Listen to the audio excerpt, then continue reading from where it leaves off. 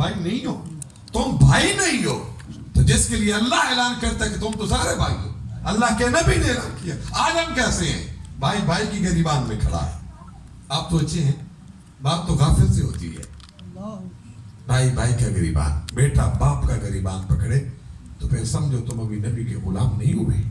तुम सिर्फ लोगों को दिखाते हो कि मैं नमाज पढ़ता हूँ, रोजे रखता हूँ। अगर रब को मनाना चाहते हो फिर आए, दिल का किबला भी सीधा करें।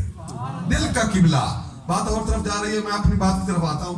खुशी हुई आप लोग तशरीफ लाए, महफिल की रौनक आस्थान पे तशरीफ लाए, जहाँ जिक्र खुदा और जिक्र मुस्तफ़ा सल्लल्लाहु अलैहि वसल्लम किया और सुना।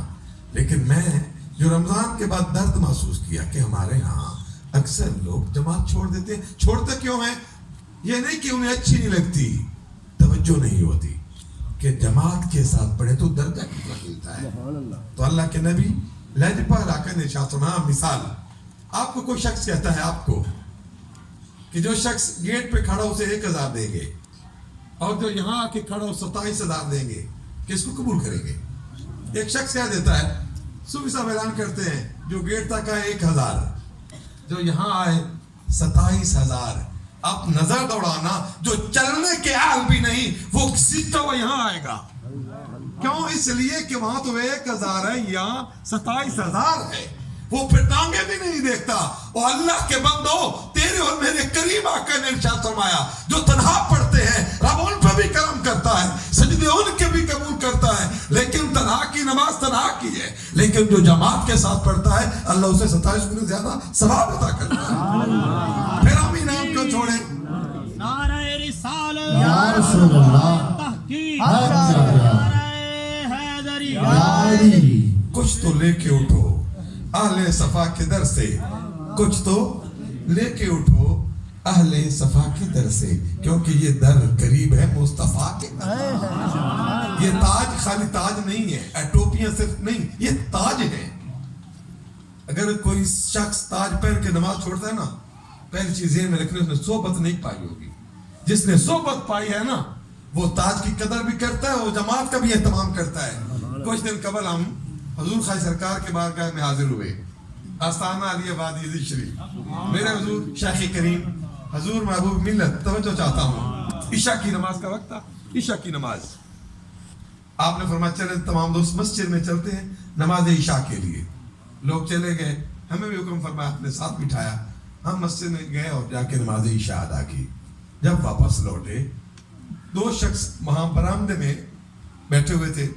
एक कड़िया नौजवान, मेरा ख्याल है उम्र होगी 50 साल के करीब, वो दौड़ता हुआ आया, उसने आकर मेरे शेख करीम की गाड़ी का दरवाजा खोला।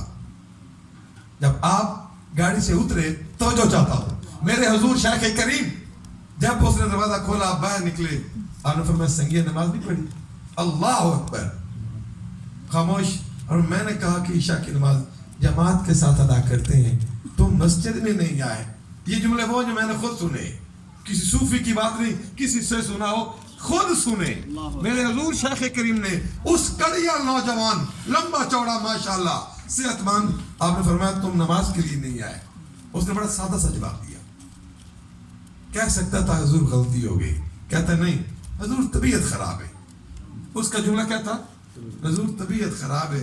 आप फरमाया तबीयत खराब है, दवाई लेके सो जाना ना, ऐसे क्यों बैठा है? तबीयत खराब थी, इधर क्या कर रहे हो? आपने फरमाया दवाई लेते सो जाते। जब ये बात सुनी, मेरे अल्लाह के महबूब का ये फरमान याद आया कि फरमाया वाह मेरा शायख, तू ये चाहता है ये तन्हा ना पढ़े, ये जमात के साथ अदा करे। फरमाया जो तन्हा पढ़ते हैं 1 इनाम मिलता है, जो जमात के साथ पढ़ते हैं उन्हें 27 इनाम मिलता है। सुभान अल्लाह, सुभान अल्लाह। दूसरी हदीस पाक मैं जमात के हवाले से तज़किरा करना चाहता हूँ, ताकि वो लोग जो सुस्ती करते हैं वो सुस्ती न करें। वैसे भी तो वजू करना है, कपड़े पाक, लिबास पाक, जगह पाक, वक्त का तयन है, फिर क्यों ना वो अदर जमात के साथ आप ले। हजरत सैयदना अबू हुरैरा रज़ियल्लाहु तआला अन्हु आप फरमाते हैं, इमाम अल-अंबिया सल्लल्लाहु अलैहि वसल्लम ने इरशाद फरमाया, वो शख्स जो जमात के साथ नमाज पढ़ता है, वो शख्स, अच्छा कोई कैद नहीं, राव साहब है, चौधरी साहब है, कारी साहब है, सूफी साहब, कोई कैद नहीं। फरमाया वो शख्स जो जमात के साथ नमाज अदा करता है, اللہ کریم تنہا پڑھنے والے سے اس کو 25 درجے زیادہ ثواب عطا کرتا ہے. کتنے درجے؟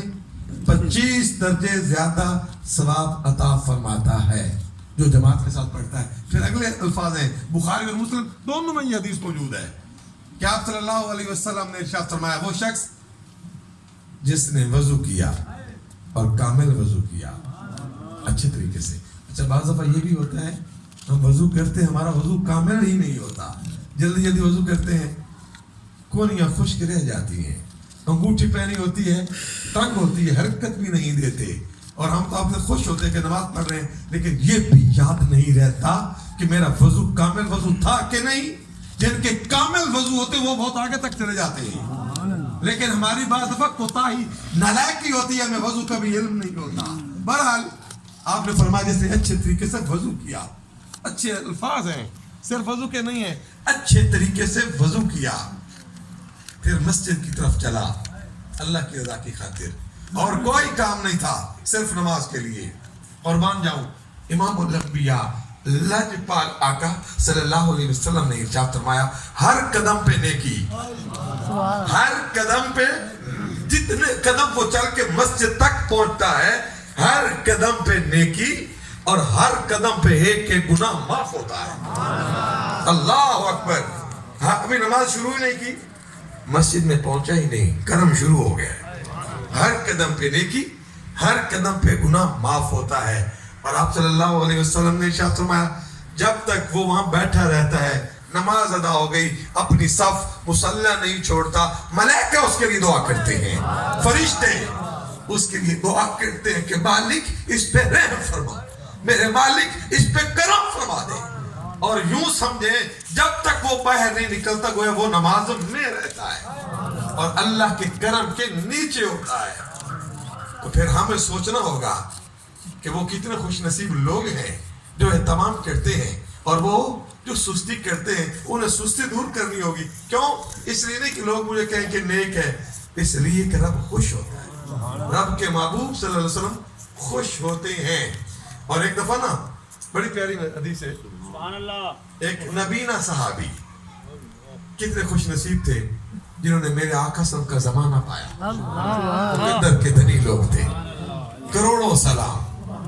ایک نبینا آیا غلام, اب کی یا رسول اللہ صلی اللہ علیہ وسلم میری آنکھوں کا نور نہیں ہے, میں دیکھ نہیں سکتا, راستے میں درخت بھی ہیں نالیاں بھی ہیں, مجھے کوئی لانے والا نہیں, مجھے کوئی, حدیث کا الفاظ ہے کہ مجھے کوئی لانے والا بھی نہیں, مجھے چھٹی دے دے کہ میں گھر میں نماز پڑھوں جماعت کے لیے, مجھے نہ کہا جائے, مجھے رخصت مل جائے. کیسے غلام تھے, یہ بات سنی ہوگی نا کہ کتنا درجہ بلند ہوتا ہے. تو چھٹی مانگ رہے تھے آپ صلی اللہ علیہ وسلم سے, اور قربان جو یہی حدیث میرے آقا کے کمال کی طرف اشارہ بھی کرتی ہے. آپ صلی اللہ علیہ وسلم کو تجھے چھٹی, آپ نے فرمایا تجھے چھٹی, تم گھر میں پڑھو, تم گھر میں پڑھو. حدیث کے الفاظ ہیں وہ واپس لوٹا. چلتے ہوئے جب وہ واپس جا رہا تھا آقا صلی اللہ علیہ وسلم نے پھر بلایا, سبحان اللہ, پہلے چھٹی دی پھر بلایا. جب قریب آیا آپ نے ارشاد فرمایا آذان کی صدا سنتے ہو, آذان کی صدا سنتے ہو. عرض کرتا ہے یا رسول اللہ صلی اللہ علیہ وسلم میرا گھر زیادہ دور نہیں ہے, میں یہ آواز سنتا ہوں. فرمایا پھر آیا کرو. اللہ اکبر. نبی چھٹی دے تو چھٹی, نہ دے تو چھٹی نہیں ہے. اللہ اکبر. فرمایا پھر اللہ کے گھر میں آیا کرو. اور ایک اور حضور کے غلام ہے, بڑا مشہور نام ہے حضرت عبداللہ